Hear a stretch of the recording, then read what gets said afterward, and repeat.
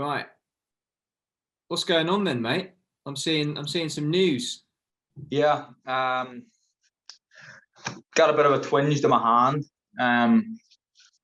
Nothing serious, thankfully. I asked for a postponement on the fight, which I'm actually surprised I was allowed to do. So, first of all, for allowing this postponement, I have to thank Frank Warren, Bob Arum, Jamel Herring and his team, Shakur Stevenson and his team, because they're mandatories, and of course MTK as well for sorting this. So my hand isn't bad. I've had a twinge. I've had to stop sparring, but I will resume sparring again next week. Like I would have went into this fight with my hand the way it is, but it would have given me less of a chance of winning it.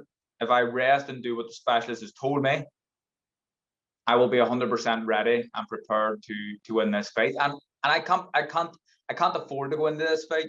I need to be at my very best. I can't afford to go into this fight half fit. So, you know, I'm glad that this has been pushed back a little bit.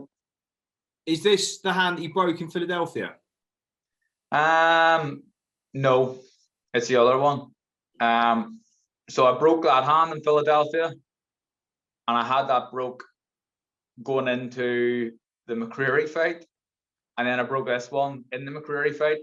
But it's not a break or anything like that. It's just a wee bit of ligament damage, and so it'll be fine with a bit of rest. So I was, to be honest, I was surprised I was granted this extension. I would have had the fight. I would have went into this fight on the 27th of February just with a bit of a bad hand.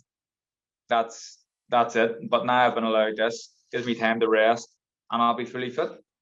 So when did you first sort of start to notice it? And did you? There must have been a point where you thought, I can't now push through anymore. I need to have a rest.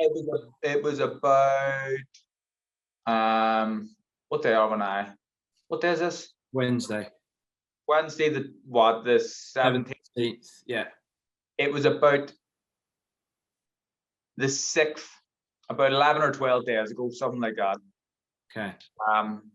So I didn't really say too much to many people about it because I thought that the fight was going to take place on the 27th still, even with the injury. So I can't be telling people I've got a bad hand going into a fight. So I kept it very close to my chest. You didn't know. A lot of people close to me didn't know. But you know, thankfully the fight has been pushed back to. They're looking at the end of March. Because the last 24 hours, I reckon I've had 25 different messages from like journos and people saying my phone has been going mental and it's doing my head in. I was going to say, and I imagine like Christine and your parents and anyone who's got a number for anyone in your family, I bet they get. My mum and dad have been getting melted. Christine has been getting melted. So what I'm going to say now is, once this goes out, this inside fighting clip goes out, that's it. Stop fucking phoning me. I'm not going to answer your phone calls anymore. I'm not going to answer your questions. I will direct you to this interview, and that's it. And neither am I. So yeah, that's all the clout that we need. Okay, fine. So how long did it take from speaking to who did you speak to, Frank, or did you speak to someone from MTK? Frank and MTK. And I was liaising with both them. I've been on to Bob Arum as well to sort this out. Bob has been in the middle and trying to sort it out with Jamel, obviously, and Shakur as well, who's waiting and has been waiting for a long enough amount of time as the mandatory. But me and Jamel have been waiting for a long time for this fight to happen as well. So it's just a bit of a shit situation, but in the grand scheme of things, it's not that bad, really. Once we get the date confirmed, it'll probably only be pushed back 4 weeks or whatever. So it's not a major. Have they said anything to you about the date moving, changing the venue? Oh no, I don't know anything about that. So I assume it's going to be in the same place. I don't really know. But yeah, I don't know. I can't answer that at this point. Okay. A fair play to Herring for agreeing to that. I hear that his coach, Brian McIntyre, is not very happy, which I guess you can understand. And I think they kind of said today that they think you're pulling a fast one or something. But I guess. Oh, did they? Well, I just think I don't think he said that exactly, but I think he was like, "Oh, we expected something like this," but it doesn't. I don't really see how it benefits you particularly. Like, you're in the middle of camp, you've now got to slow things down, take your foot off the gas as well. Well, the thing is, it doesn't benefit either of us. So, yeah, it's just, yeah, I'm not pulling a fast one at all. No, I know you're not. I just thought, oh, just in case you wanted to respond to that.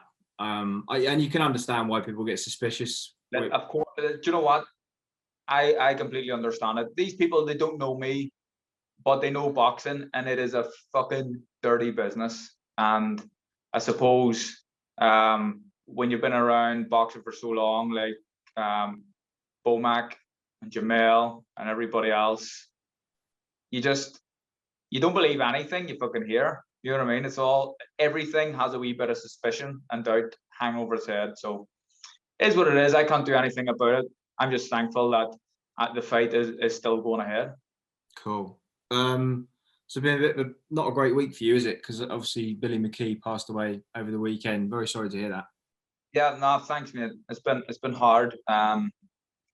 Billy was a great man, and he done so much for me, and so many other people. He was just a good man, and you know, I was old, Billy, but you're still. I wasn't expecting him to die.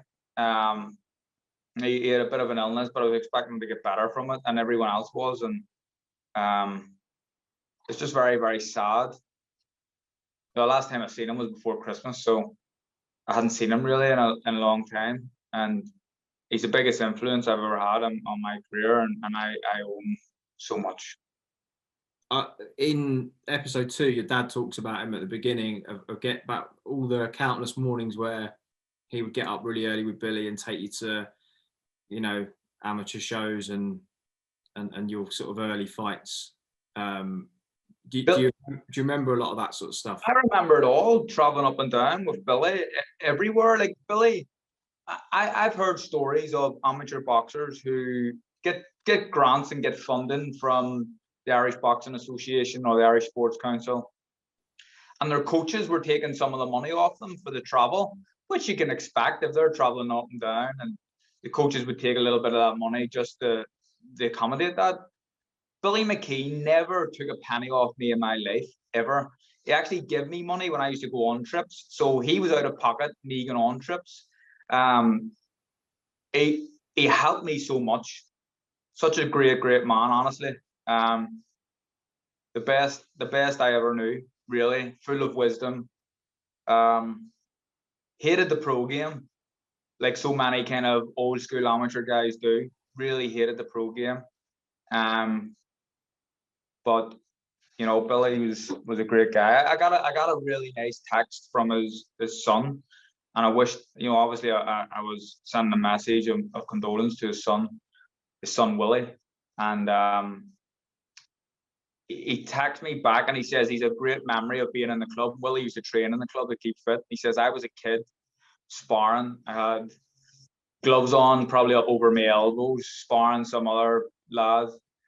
And he was skipping, watching the spar, and his dad came over to him and says, watch this kid, he can do whatever he wants here if he sticks at it. And it's nice to hear them things, you know what I mean? Yeah. He was a great man.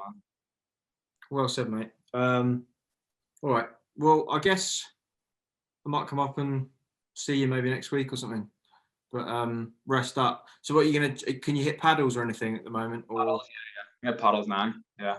Okay, that's good.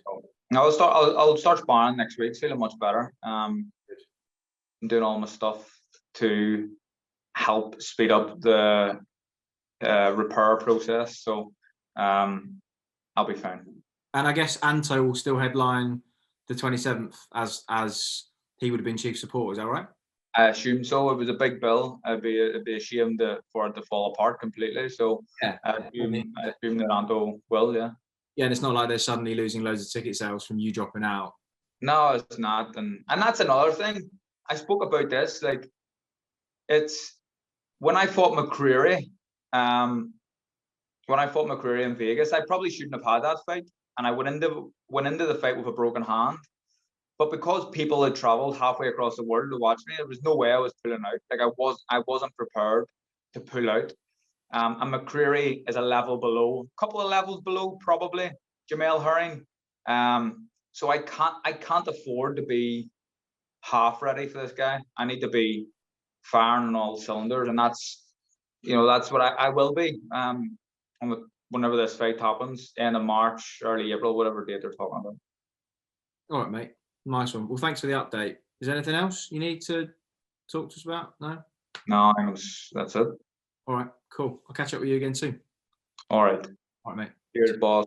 Cheers, Bye. bye. See you soon. Bye-bye.